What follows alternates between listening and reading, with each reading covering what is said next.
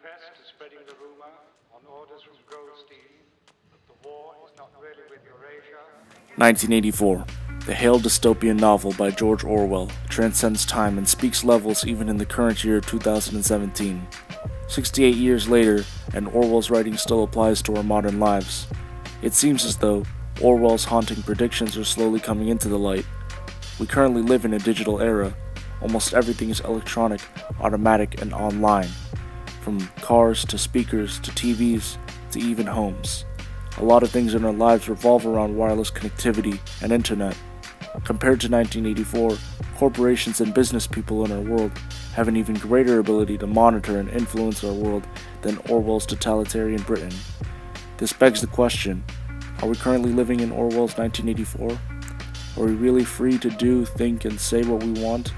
Do we make our decisions, or do corporations make decisions for us through advertising? Does our privacy really exist, or is it all just a facade to make sure humanity is in order? Nowadays, people are always on their phones and always listening to music, scrolling through social media, calling parents and texting friends. What people don't usually realize is that through phones, corporations are always observing our every move and profiling us all. For example, Siri is used on the iPhone to make people's lives easier by using our verbal input to control the phone. Apple and at times other corporations has access to all the data you input. This also happens when you use Bluetooth speakers like Amazon's Alexa or Google Home. You talk to your speaker and ask it questions, such as how the weather is, and your voice is recorded in order for it to answer back. While corporations do collect your data so they can improve your technology, it is also mindful to realize that someone you don't know sees this all. Much like the Big Brother, someone out there is reading who you are, analyzing your every action, and developing more and more technology to observe more people.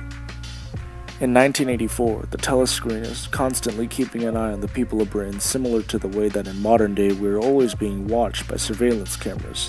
For example, in schools we have cameras covering hallways, staircases, and parking lots, with the intention of protection being their purpose.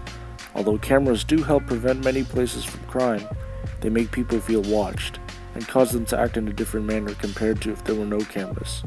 This is similar to how the telescreen is used by the government to monitor and control the citizens in an effort to prevent a rebellion. Along with being watched by those who put up the surveillance cameras, the government may also be using them to watch the citizens of today's society without their knowledge.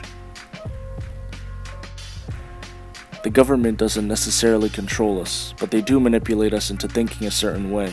The news only broadcasts what they want the public to know.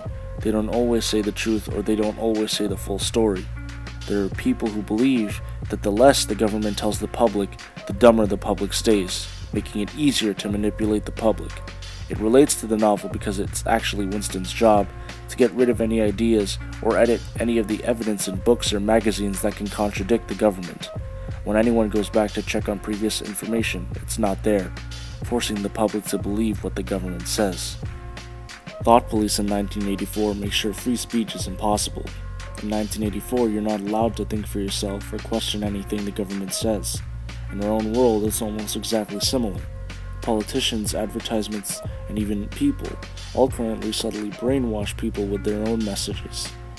Take political identity in the USA as an example. Having different ideals is almost a crime, and standing with different ideas is almost certainly social suicide. The NY Times states, over the last few years though, and especially 2016, there has been a surge of the opposite phenomenon. Now the political left is expressing its hatred of liberals too. For the committed leftist, the liberal is a weak-minded, market-friendly centrist, wonky and technocratic, and condescending to the working class. Nobody in the US seems to like even their own side's ideals. The worst part is, people are brought down with utmost contempt, and sometimes violence. This influences people who want to speak up. It keeps them silent. It may even force the ideals of these peoples to be shifted. The people of today are the thought police, and they ruin their own free speech. For some time, we have lived in quite a peaceful era. Savagery and crime is not as incredibly rampant as it was years ago, and hope seems to be the biggest mindset people have nowadays. As gloomy as the world may seem, it is important to remember to stand by your beliefs and to encourage difference in a world where everybody wants to be a standard. We cannot stop doing what we do, just because there are watchful eyes over us all. 1984 didn't just talk about how insanely controlling a government can be, but it also spoke about human fortitude. It took so much to break Winston, and it took just as much to manipulate an entire nation.